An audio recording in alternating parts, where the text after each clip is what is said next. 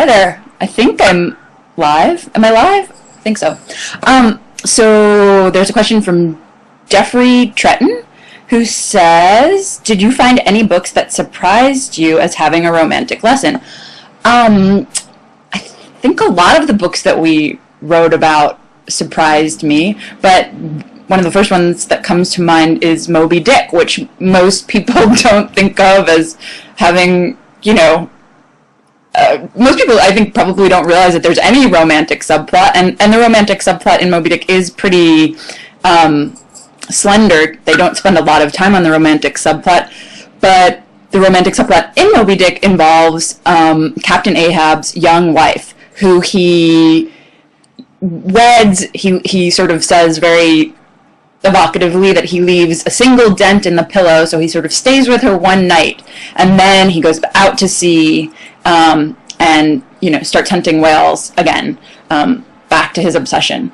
And I felt like the lesson in Moby Dick was, men who are obsessed with achieving some kind of goal, like Captain Ahab was, we tend to tell ourselves, okay, he's really busy right now, he's really obsessed with his career right now, but that'll change if I just hang in there, things will get better, I'll have more attention from this person that I'm in love with. And I think the fact is that for the most part, save for, some kind of dramatic intervention or some kind of dramatic breakdown, people who are obsessed with their careers don't really just suddenly say, okay, I finally, achieved the goal that I've been after, like killing Moby Dick. And now I'm just going to kind of chill out and relax and suddenly spend a lot of time with my family. So I guess that's a long way of saying that the lesson I saw, the romantic lesson I saw in Moby Dick was, workaholics are not the best people to marry, or to devote yourself to, because they are generally more obsessed with their careers and goals than they are with you. So there we go. Now we have another question from Jagged Otter. He asks, what book did you and Jack have the biggest disagreement about? Strangely enough, we had the biggest, I wish Jack were here to tag team with me right now. We had the biggest disagreement about Pride and Prejudice, actually, because Jack didn't really buy the idea that the main character, whose name is now escaping me, the lady of the story, he didn't really buy that she would start off hating Darcy and then actually be won over by the guy. And I thought that kind of happens a lot in life, especially, like in high school, college, where women, start off really disliking a guy, thinking he's kind of a jerk, thinking he is arrogant, doesn't pay us the kind of attention we'd like to be paid, and then suddenly we realize, okay, maybe, as in the case of Darcy, maybe this guy is just a little socially awkward, maybe he's, a very good guy and well-intentioned, who sometimes, doesn't come off so well, or puts his foot in his mouth, or whatever it is. And I felt like Darcy really does show himself to be a very, caring, generous, considerate person. Yes, I recently had an encounter with someone who was so incredibly socially awkward that I was practically on the point of tears, and then the next time I saw him, he came over to me and apologized to me and was incredibly sweet. And so that's a mini example of me being won over by perhaps a Darcy type. Anyway, we had a big disagreement about that book. So let's see. Now we have another question from Mackenzie M. I don't know if I'm actually supposed to be saying everybody's name, but I don't know. I guess somebody can write in and tell me if I shouldn't be doing that. But Mackenzie asks, what type of research other than real life experiences did you have to conduct while writing this book? Well, we did a lot of reading, obviously, and a lot of rereading. I mean, all the books that we talked about, except for Sense and Sensibility, which I actually, except for Sense and Sensibility, and maybe even Pride and Prejudice, both of which I read, certainly Sense and Sensibility I read for the first time, maybe Pride and Prejudice, to prepare for this book. And we kind of felt like, well, Jane Austen is obviously the expert on these matters. She's the sort of go-to literary person when it comes to romance and relationships. But neither Jack and I were big fans of hers before we wrote this book. I became a big fan of hers. Jack is still, you know, he's still out with the jury on Jane Austen. So we read a lot, which was really fun for us. And then I guess the other kind of research that we conducted was just sort of talking to our friends about their romantic mishaps, their romantic questions, their favorite books about... We really only covered the books that we wanted to cover, but part of the fun of working on this book was getting into so many conversations about people's favorite books about love, or people's favorite novelistic insights into dating and romance. Anyway, Savvy Bookworm now has a question, and it is, which heroine from classic literature do you think we can learn the most from? The most, let's see.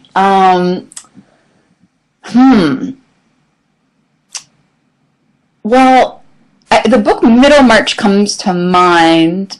I think partly not necessarily because we can learn.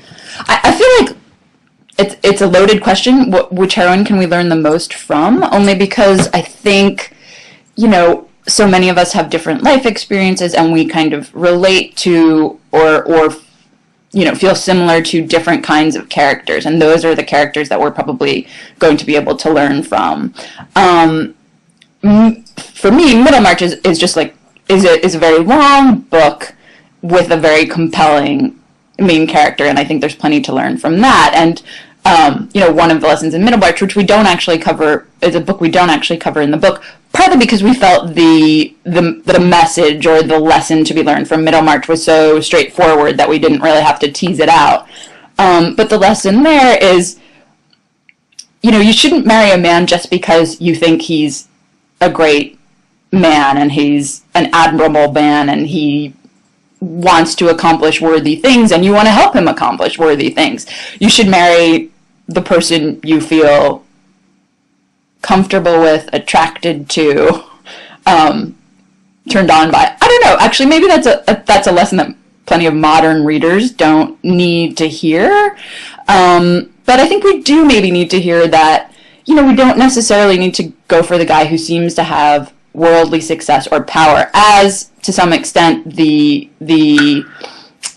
man whom Dorothea Brooke, I think that's the name of the main character in Middlemarch, the man who she marries is a minister, who seems to have, you know, worldly success, the respect of his peers, you know, plenty of power in the community, and the guy that she eventually ends up with, who's a painter, who's you know, who doesn't really have a very good income, doesn't make a lot of money, doesn't have a lot of sort of conventional power in the larger community, is the better person for her. And she's sort of hoping to feel fulfilled through, when she marries the minister, she's hoping she can feel fulfilled by helping him with his work. And when she marries the painter, she feels fulfilled by their relationship. You know, it's not a means to an end, it's an end in itself. And I think that's an important lesson to learn. I also feel like I could, you know, rattle off, I don't know, 6 other heroines who impart important lessons, but maybe we'll come back to that later. I like talking about my favorite heroines, people like, you know, I love Jane Eyre, I really love Margaret and Howard's End, but maybe we'll come back to them. I actually really feel for Queen Dido and Aeneas, but maybe we'll come back to that if we have some time later. So thanks for asking such a great question. Now there is a question from Joe Hauser, who says, How difficult was it to reconcile a male and female point of view when collaborating on a book about romance?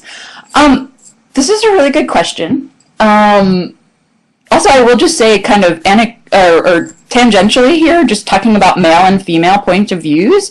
I'm reading this new novel that hasn't come out yet. It's coming out in, I think, June or July. It's called The Love Affairs of Nathaniel P. by Adele Waldman, and it's so fantastic and really just kind of hits the nail on the head when it comes to, modern day men and how they approach dating.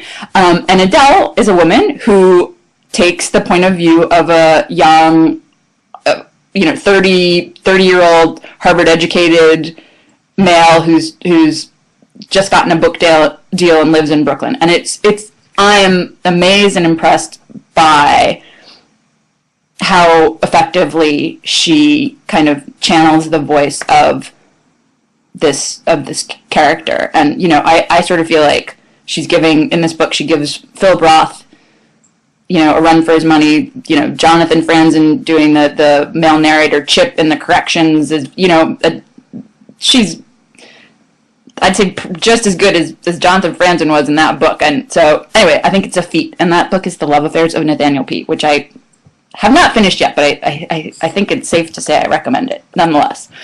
Let's see. So, sorry. So, to get back to the question, which is, how difficult was it to reconcile a male and female point of view when collaborating on this book? I would say that it was pretty easy to do so. Part of the genesis of this book, part of the reason we decided to write it is just because I felt like Jack had so many great, interesting insights, and I thought it was about dating and relationships, and I thought it was really fun that I would, go over to his place sometimes and be kind of lamenting my dating life, and he would say, oh, like, here, there's this great lesson that, in War and Peace that, you can, there's, if you just kind of figure out how the character Natasha conducts herself in War and Peace, like, then you'll never have a problem dating again. So it was just kind of I thought a fun way to go about dating advice, to go about giving dating advice. So yeah, we didn't, and when I was reading, we also split things up. We each would sort of go book by book and chapter by chapter. So, I would talk about a certain book in one chapter, and then Jack would talk about another book in a different chapter. So we weren't really both, although we did weigh in from time to time on each other's observations, we weren't going head to head about every book that we covered. We weren't going head to head pretty much on any of the books that we covered. So yeah, and I mean, one of the insights from Jack that I loved when reading the book was his insight derived from Infinite Jest, and the chapter on Infinite Jest in our book is called Infinite Gesticulating. Why do men talk so much? And what Jack goes on to talk about in that chapter is basically, quote unquote, mansplaining. I don't know if you're all familiar with that term, but it's basically, a contraction of man and explaining. Mansplanations are, these moments when men just kind of, decide to hold forth and pontificate and don't give anyone else the floor, even you when they're just one-on-one with you on a date. They just kind of go off for 30 minutes about, I don't know, the price of oil or whatever, topic they've decided to read up about on Wiki that day. And, as Jack explains in his chapter, and I think women often are sitting on the other side of that on a date thinking, does he think I'm interested in this? Does he think I'm an idiot? Why is he being so rude as to not give me a chance to talk at all? Why is he hogging all the airspace? And as Jack points out in his chapter on Infinite Jest, a lot of the time, men are doing that because they're nervous and because they want to impress the person across from them, and they want to come off as, intelligent people. So that was one of the lessons that Jack talked about that I really enjoyed, because I've certainly had the experience of thinking, when is this guy ever going to stop talking? So now we'll go on to the next question. Robin F. asks, of all the books you considered in your research, which one has the most to offer to power couples of today? Balancing career and romance can be a big challenge for modern couples. That is an interesting question. I mean, we looked at most of the books we looked at were older books. I would say, let's see, I did talk about Bright Lights, Big City, and that was sort of an outlier. So there are not a lot of what you might call power couples in the books that we discussed. But Howard's End comes to mind in this instance, because that's a book with two very powerful, very strong-willed, very opinionated people who come together later in life. The main character is named Margaret, and now I forget what her husband's name is. He's this sort of very wealthy widower who's, kind of an uber capitalist, makes all of his money, basically exploiting people in Africa. I'm forgetting the exact details. I think it's like rubber or whatever it is that he's involved in. But,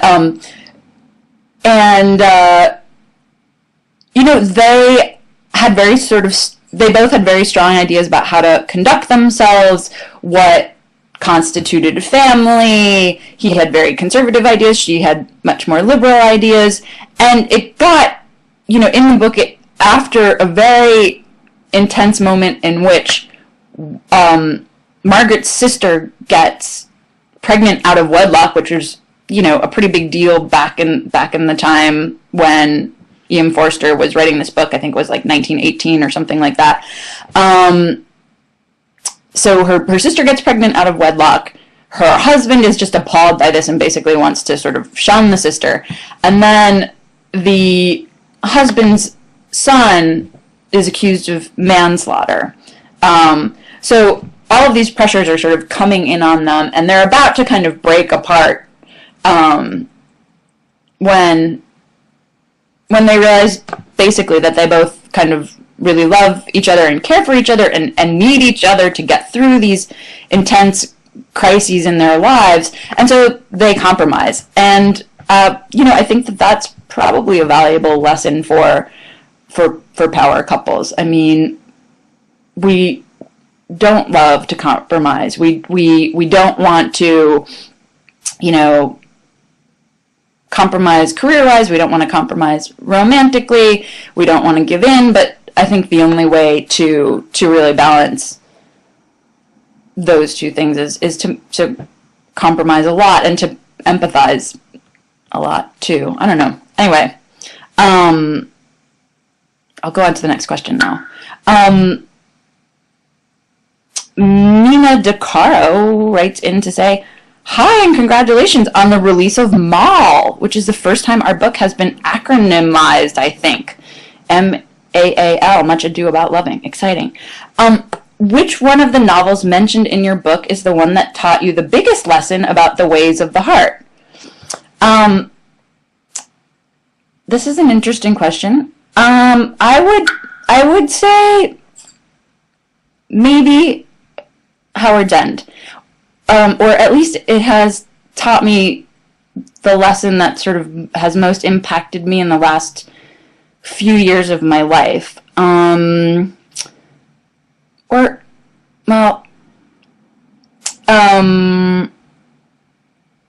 as I talk about in the chapter on the Bell Jar, Sylvia Plath's novel, Sylvia Plath, who, it was just the 50th anniversary of her death, unfortunately. As she talks about as I sort of talk about using the Bell Jar as my jumping off point, a lot of women don't really feel interested in the men who are interested in them, particularly when they're younger. I think for me, part of the reason I didn't feel interested in men who were interested in me, I think part of it had to do with, fears and guilt and uncertainty about sex. I was raised really strictly Catholic, and I kind of grew up believing that I would never have sex until marriage, essentially, until I found someone to spend the rest of my life with. So I had a lot of squeamish feelings about sex, and I think, part of my, let's say, repulsion, the part of the reason that I felt kind of repulsed by men who were interested in me when I was younger, I think had to do with this fear of sex. But it also had to do with a fear of intimacy and a fear of depending on someone and a fear of getting very close to someone who might end up, leaving you or dying. And, in the Bell Jar, Sylvia Plath's heroine, Esther Greenwood, her father dies when she's young, and I think that plays into her feeling of kind of repulsion, her distaste for any man who actually ends up liking her. I think it's connected to the trauma of losing her father and the desire not to go through that kind of trauma again, as you might, as you are kind of likely to if you get into a serious relationship with someone. I mean, most romantic relationships end up coming to a close, either through a breakup or through death. I guess all romantic relationships come to a close someday. So I think Esther was repulsed by men because she was it was a subconscious way of avoiding that kind of trauma again. I think that was true for me as well. My mother died when I was young, and I had a lot of other losses, and I think the idea of getting close to someone was very associated in my subconscious mind with trauma and with, sadness and tragedy. So there was that. And then, as I've gotten older and hopefully matured, I've started to sort of work against those instincts of mine, work against that kind of fear of intimacy and fear of getting close to people. And I think in Howard's End, there's a very important lesson to be learned, which is basically like, it can work out pretty well when you decide you're going to go for the nice guy, which is what, even though he is kind of a capitalist, he's not the most admirable, let's say, business leader, the guy that Margaret ends up marrying in Howard's End, but he is very good to her and just treats her, like a queen, and I think, Margaret knows that this guy she's about to marry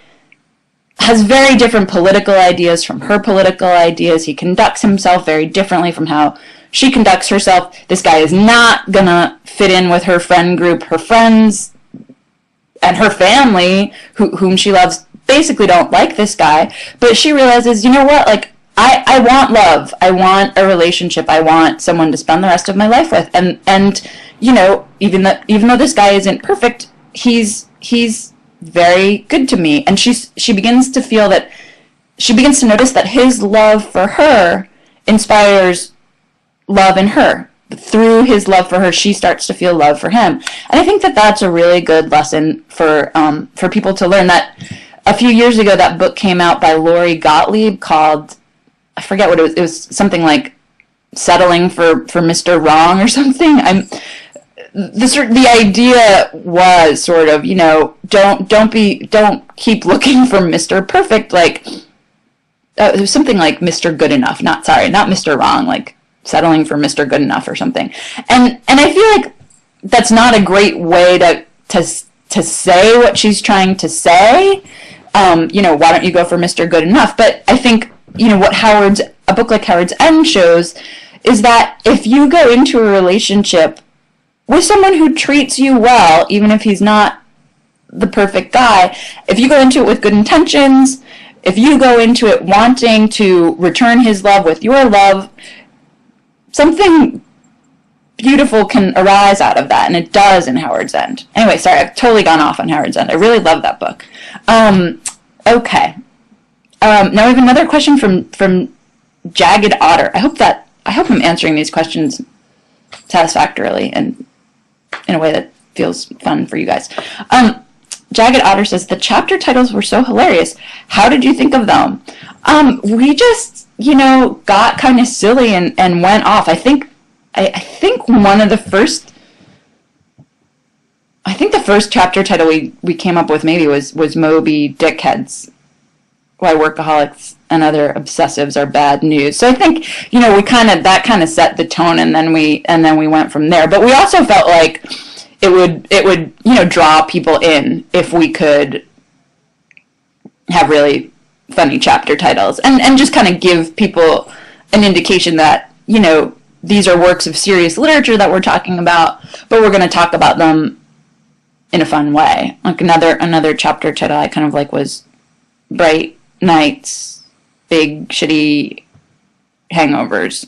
Why picking up people at bars isn't the best route to romantic fulfillment or something like that. Anyway, we're really glad that you liked the chapter titles. Let's see. Sharon Berger asks, can we learn from experience or gain judgment, or will reading about others help?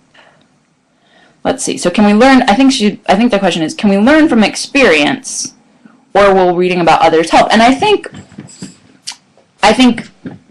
we kind of have to do both. What's that old adage? Like something like you can.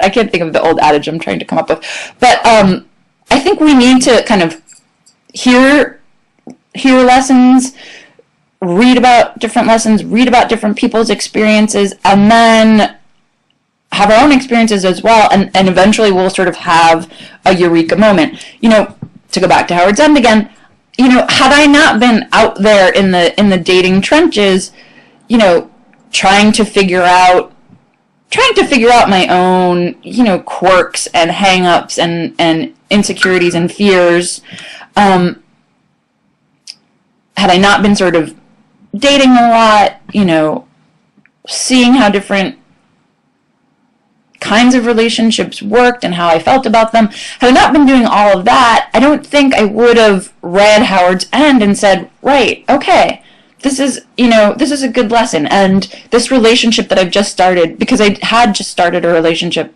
when I began rereading Howard's End, I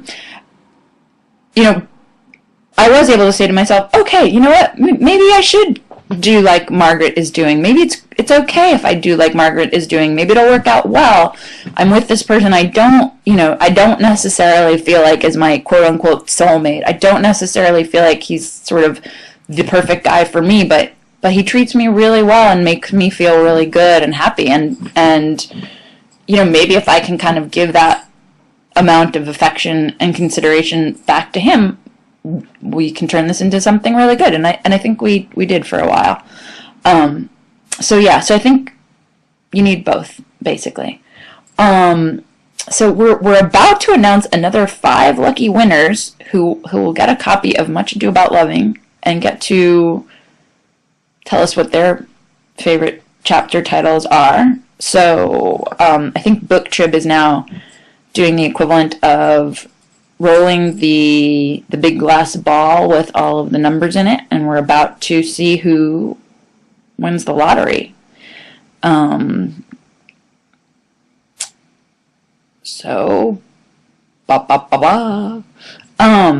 Maybe in the moment that we have here, I will talk about Queen Dido from Aeneas, one of my other favorite literary heroines. Here we have the winners, and they are Jeffrey Treaton, Robin F., Angie, Mina DeCaro, and Bam Bam. So that's exciting. Congratulations, and thank you for being interested in the book. I think we're just about done here, but Queen Dido basically has a a casual relationship with Aeneas, and then is devastated when he just kind of walks off, tries to leave her without saying even goodbye. So even Queen Dido back in, before the days before BC, had experiences very similar to the kinds of experiences modern women are having. Okay, anyway, thank you very much. Bye.